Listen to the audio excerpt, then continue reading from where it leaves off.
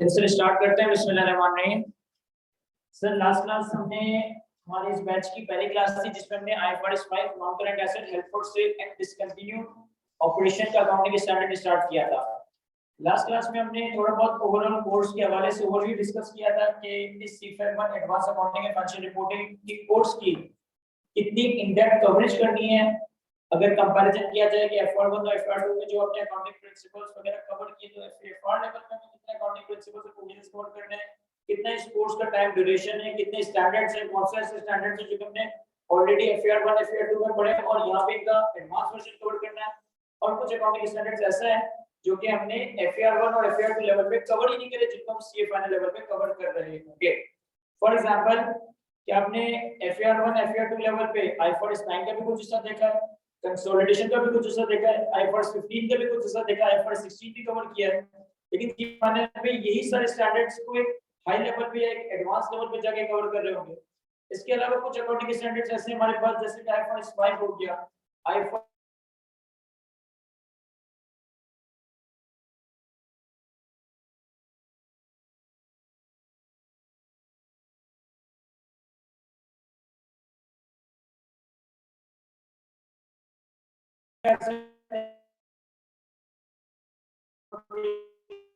Standard से start किया था, तो उसने डिस्कस की थी और फिर हम को लेकर आगे चलते हैं।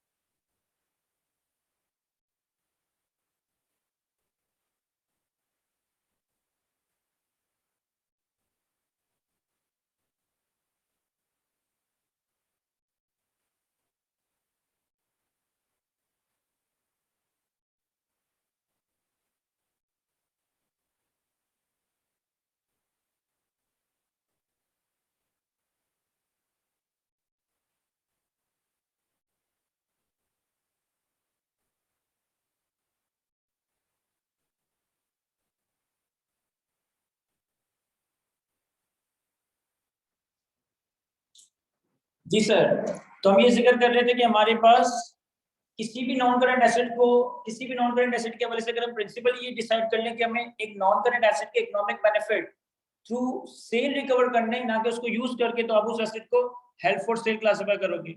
इसके लिए हमारे पास प्रिंसिपली दो कंडीशंस हैं कि asset available for immediate sale होना चाहिए इन इट्स प्रेजेंट कंडीशन, और दूसरी कंडीशन कि आपकी सेल हाईली प्रोबेबल होनी चाहिए।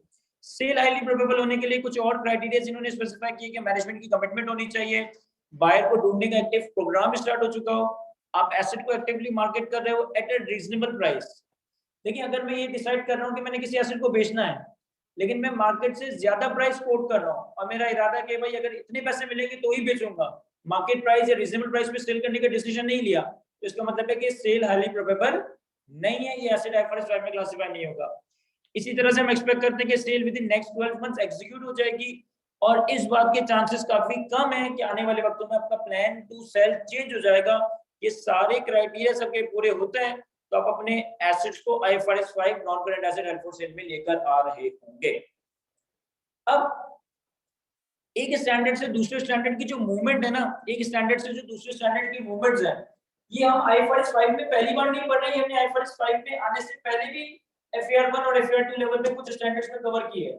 फॉर एग्जांपल, आपने एफईआर 1 लेवल पे अकाउंटिंग स्टैंडर्ड कवर किया IS 40 investment property. Sir, investment property के स्टैंडर्ड में आपने लाजमी ये कॉन्सेप्ट पढ़ा होगा कि जब आप इन्वेस्टमेंट प्रॉपर्टी की यूज को चेंज करते हो, जब आप एक इन्वेस्टमेंट प्रॉपर्टी की यूज को चेंज करते हो तो आप उसको किस तरह से कन्फर्म करते हो। भाई फॉर एग्जांपल, मैंने एक लैंड एंड बिल्डिंग एक्वायर की इन्वेस्टमेंट प्रॉपर्टी के ऑब्जेक्टिव की नीयत से, कल को मैं उसे खुद इस्तेमाल करने लग जाऊं, या एक लैंड और बिल्डिंग में खुद इस्तेमाल कर रहा था फिर मैंने उसको रेंट पे देना शुरू कर दिया, या एक प्रॉपर्टी मेरे पास थी, मैंने उसे ऑर्डिनरी इन्वेस्टमेंट प्रॉपर्टी के तौर पे मैंने उसे ऑर्डिनरी कोर्स ऑफ बिजनेस में बेचने का इरादा कर दिया, तो इन सारे स्टैंडर्ड्स के मूवमेंट्स में आप आईएस 40 से आईएस 16 में जा रहे होते हो, आईएस 16 से आईएस 40 में आ रहे होते हो, आईएस 40 से आईएस 2 में जा रहे होते हो, आईएस 2 से आईएस 40 में आ रहे होते हो। आपको याद होगा कि उस वक्त भी आपने ये बात कवर की होगी कि जब आप एक स्टैंडर्ड से उठकर दूसरे स्टैंडर्ड में जाते हो ना, तो टिल द डेट ऑफ डिक्लासिफिकेशन हम पुराना वाला स्टैंडर्ड पूरा पूरा अप्लाई करते हैं। यानी कि जिस दिन आप अपने एसेट को डिक्लासिफाई करने का इरादा कर रहे हो, एक स्टैंडर्ड से दूसरे स्टैंडर्ड में लेके जा रहे हो, तो डेट ऑफ डिक्लासिफिकेशन तक जो पुराना स्टैंडर्ड है वो पूरा पूरा अप्लाई होगा, फिर डिक्लासिफिकेशन के रूल्स अप्लाई हो रहे होंगे। तो यहाँ भी मैंने कुछ बातें आपके सामने लिखी है कि जब आप किसी एसेट को किसी और स्टैंडर्ड से उठाकर आईएफआरएस 5 में ला रहे हो, तो रिक्लासिफिकेशन तक आपने पुराना वाला एसेट कैसे मेजर करना है, in according with applicable IS और आईएफआरएस। यानी जब तक मैं उसको आईएफआरएस 5 में नहीं लाता, मैं पुराने स्टैंडर्ड को पूरा पूरा अप्लाई करूंगा। फॉर एग्जांपल कि अगर प्रॉपर्टी प्लांट एंड इक्विपमेंट है तो उसे डेप्रिशिएट कर रहा हूँ। फॉर एग्जांपल कि अगर इन्वेस्टमेंट प्रॉपर्टी है तो उसे कॉस्ट या फेयर वैल्यू मॉडल पे रीमेजर कर रहा हूँ। फॉर एग्जांपल अगर इन्वेंटरी है तो उसे लोअर कॉस्ट एनालिसिस पे ला रहा हूँ। और फिर आईएफआरएस 5 में लाने के बाद हम इसको कैरी करेंगे लोअर ऑफ कैरिंग अमाउंट और fair value less cost to sell. IFRS 5 में लाने के बाद आप अपने एसेट को कैरी करोगे लोअर ऑफ कैरिंग अमाउंट और fair value less cost to sell. Sir, ये लोअर ऑफ कैरिंग अमाउंट कौन सी है? सर, ये कैरिंग अमाउंट है on the date of reclassification. यानी जिस वक्त मैं अपने एसेट को आईएफआरएस 5 में ला रहा हूँ, रिक्लासिफिकेशन डेट पे जो भी हमारे पास कैरिंग अमाउंट है वो कैरिंग अमाउंट, और फिर जो भी आने वाले वक्तों में fair value less cost to sell होगी, इन दोनों के लोअर पे हम अपने एसेट को कैरी कर रहे होंगे। सर, जब तक हम एक एसेट को आईएफआरएस में नहीं लेकर आ जाते, उस वक्त तक आप एसेट को अपने रेलेवेंट अकाउंटिंग के स्टैंडर्ड के हिसाब से रिकॉर्ड करोगे। अगर उसमें कोई इम्पेयरमेंट या रिवैल्यूएशन वगैरह का इंपैक्ट है तो वो भी in line with applicable IFRS he record होगा। यानी कि हो सकता है वो पीएनएल में रिकॉर्ड हो रहा है, हो सकता है वो ओसीआई में रिकॉर्ड हो रहा है। भाई फॉर एग्जांपल कि अगर एक एसेट एक property plant equipment cost model में तो और उसकी रिकवरेबल अमाउंट कम हो जाती है तो आप इसका इम्पेयरमेंट लॉस पीएनएल में रिकॉर्ड कर रहे होगे। और अगर एक एसेट रिवैल्यूएशन मॉडल में और उसकी फेयर वैल्यू ऊपर नीचे हो जाती है तो हम रिवैल्यूएशन गेन को हो सकता है ओसीआई में लेके जा रहे हैं। आपने रिक्लासिफिकेशन डेट तक अपने एसेट को पुराने स्टैंडर्ड के हिसाब से प्रॉपर्ली रीमेजर किया। अब आप अपने एसेट को आईएफआरएस 5 में लेकर आ जाओगे।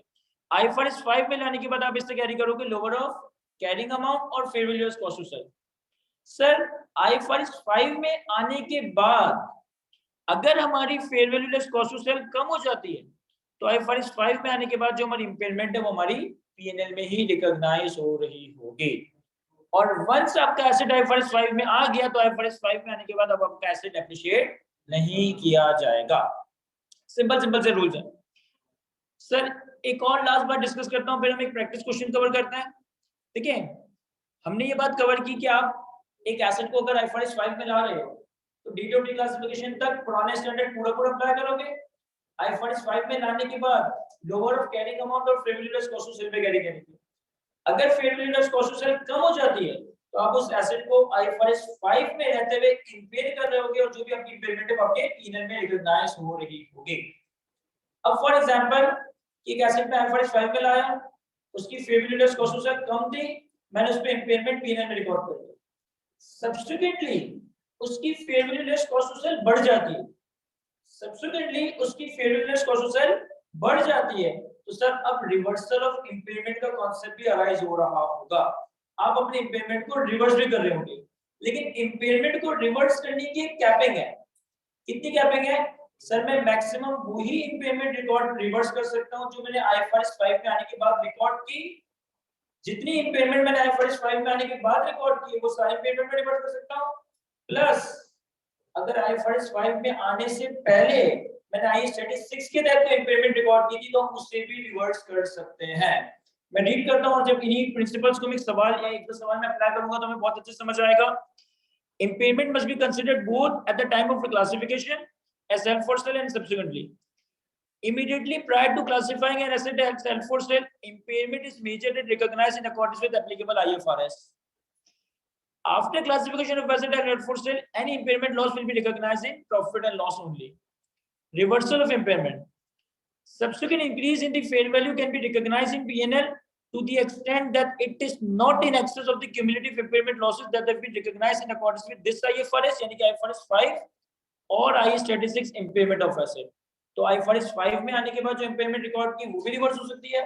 IFRS 5 में आने से पहले अगर आपने IAS 36 के तहत कोई impairment रिकॉर्ड किया है तो उसे भी रिवर्स करने की इजाजत दी गई है। सर अभी तक मैंने जितनी बातें कवर की कि IFRS 5 में क्लासिफिकेशन के बाद क्या होगा, IFRS 5 में क्लासिफिकेशन के बाद क्या होगा, उसको हम एक न्यूमेरिकल एग्जांपल के साथ कवर करते हैं।